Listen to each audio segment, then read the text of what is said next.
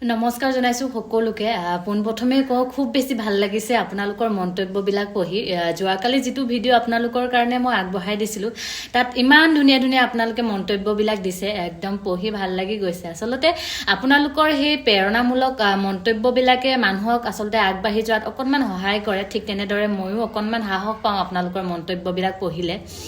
আচলতে যিমান পাৰো ৰিপ্লাই কৰিবলৈ চেষ্টা কৰো কেতিয়াবা কৰবাত অজানিতে থাকি যায় আচলতে তাৰ কাৰণে আপোনালোকে একদম বেয়া নাপাব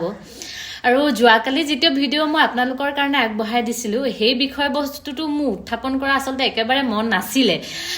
নাছিলে যদিও আচলতে ঘপককে কোনোবা এখিনিত ভাবিলো যে কথাটো শুনি মই যিটো ৰিয়েকশ্যন কৰিছো বা আপোনালোকলে মই এৰি দিলে আপোনালোকে বা কেনেকুৱা ধৰণে লয় কথাটো সেইবোৰ ভাবিহে আচলতে মই আপোনালোকলে সেই বিষয়বস্তুটো এৰি দিছিলো আৰু আপোনালোকে খুব ধুনীয়া মন্তব্যৰে মোক আচলতে অকণমান উৎসাহিত কৰিছে তাৰ কাৰণে আপোনালোকক ধন্যবাদ জ্ঞাপন কৰিছো আৰু আপোনালোকে বহুতে কৈ আছে যে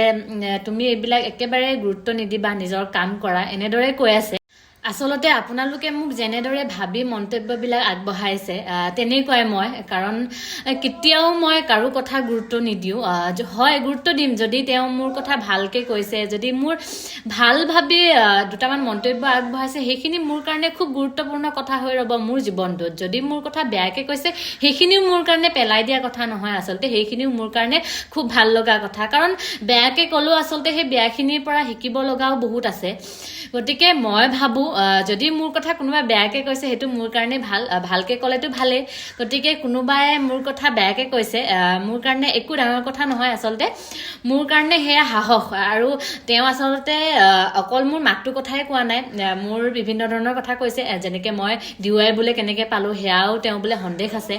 এনেকুৱা ধৰণৰ কিছুমান মন্তব্য আগবঢ়াইছে আচলতে মই নামটো কেতিয়াও প্ৰকাশ কৰিব নিবিচাৰো আপোনালোকক এই কথাখিনি শ্বেয়াৰ কৰিছো কেৱল আপোনালোকে কেনেধৰণেনো ভাবে মই ভবাৰ ধৰণে ভাবেনে সেই বুলি ভাবিহে মই আপোনালোকলে এই ভিডিঅ'টো বা এই বিষয়বস্তুটো আগবঢ়াই দিলো আৰু এইবিলাক ভাবি থাকিবলৈ মোৰ সময় নাই আৰু মনো নাযায় কাৰণ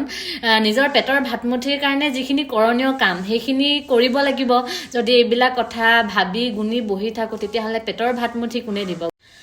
গতিকে মই ভাবো যে মানুহৰ জীৱনত আচলতে সমালোচনাৰ খুব প্ৰয়োজন আচলতে সমালোচনা হলেহে অকণমান কৰবাত কেতিয়াবা সাহস পোৱা যায় কাৰণ যি বিষয় লৈ সমালোচনা কৰিছে সেই বিষয়টো হয়তো কেতিয়াবা কাৰোবাৰ ক্ষেত্ৰত পিছ পৰি থাকিবও পাৰে হয়তো সেই সমালোচনাৰ পিছত আৰু এধাপ আগবাঢ়িবৰ কাৰণে সাহস পায় গতিকে শেষত এই ভিডিঅ'টোৰ জৰিয়তে সকলোকে বহুত বেছি ধন্যবাদ মোক ইমান ধুনীয়া ধুনীয়া গঠনমূলক আচলতে মন্তব্য আগবঢ়োৱাৰ বাবে আৰু আশা কৰিছো আপোনালোকৰ এই মৰম আশীৰ্বাদবোৰ মোৰ লগত যাতে সদায় এনেদৰে থাকে